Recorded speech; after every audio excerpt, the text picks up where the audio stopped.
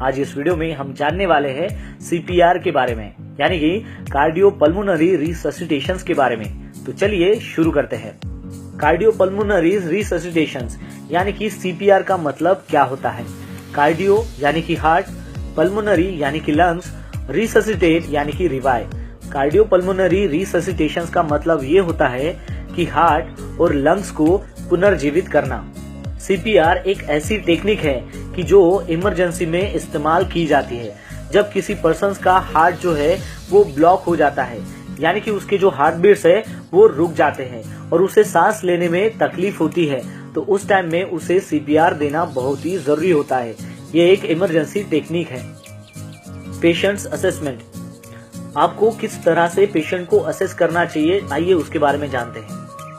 अगर आपने देख लिया कि कोई जो पर्सन से वो कोलैप्स हो गया है, नीचे गिर गया है, तो उस टाइम में आपने ये ध्यान में रखना है कि जब भी आप सीपीआर देते हो तो आपको DRABC ये क्या प्रोसेस है उसके बारे में आपको पता होना चाहिए और इसे याद रखना चाहिए।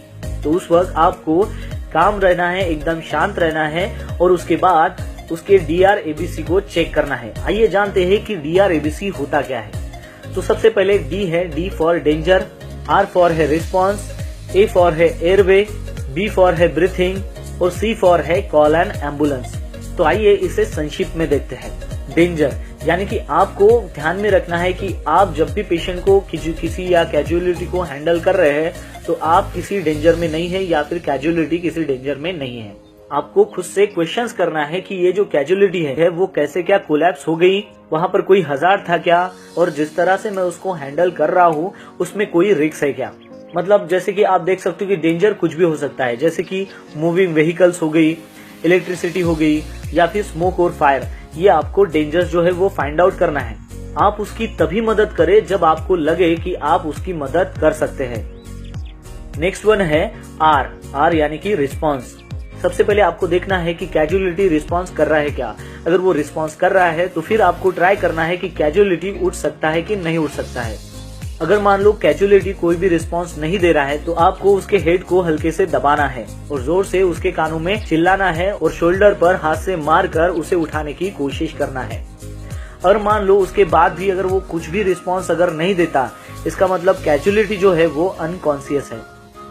तो इस पॉइंट में जब कैजुअलिटी रिस्पॉन्स नहीं कर रहा है और वो अनकॉन्शियस है तो हमें क्या करना चाहिए।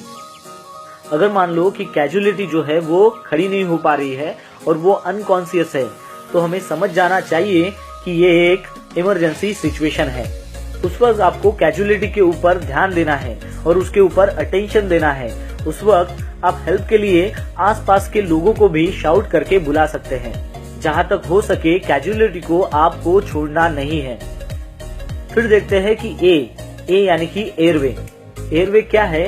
तो एयरवे एक ट्यूब है जिससे क्या होता है कि एयर पास होती है अपने माउथ से, अपने नोज से, अपने लंग्स तक। जब कैजुअलिटी अनकॉन्शियस होता है उस वक्त उनका जो टंग है वो ऐसे बैकवर्ड पोजीशन में जो है वो गिर जाता है, जिसकी वजह से क्या होता है कि एयरवे के लिए रास्ता नहीं मिलता और वहां पर ब्लॉकेज आ जाते हैं, जिसकी वजह से क्या होता है कि ये जो ट्यूब है इसमें सांस लेने में आपको ऑब्स्ट्रक्शंस आ जाते हैं, दिक्कत होने लगती है और उसी की वजह से कैजुअलिटी को ब्रीथिंग लेने में प्रॉब्लम होती है या फिर वो ब्रीथ नहीं कर पाता। जब आपको किसी इंसान की एयरवे जो ब्लॉकेज है उसको ओपन करना है तो सबसे पहले आपका जो हाथ है वो उसके फोरहेड के ऊपर आपको रखना है।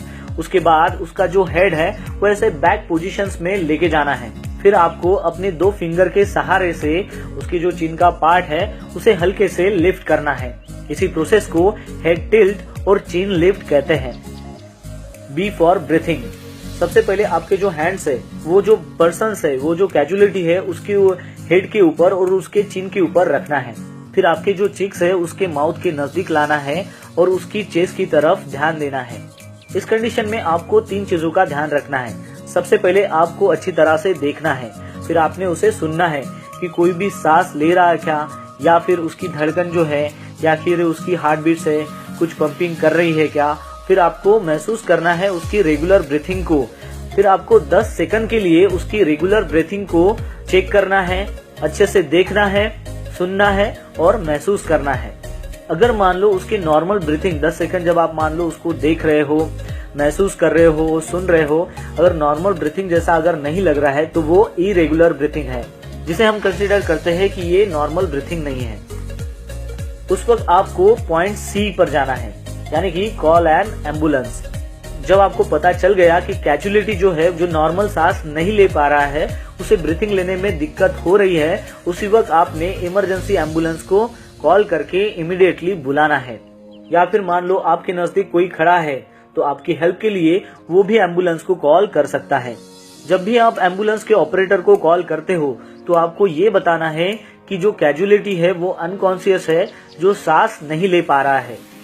तो दोस्तों, आशा करता हूँ कि आपको सीपीआर के बारे में पता चल गया होगा। मिलते हैं नेक्स्ट वीडियो में एक नए टॉपिक के साथ में। तब तक के लिए टेक केयर, बाय बाय।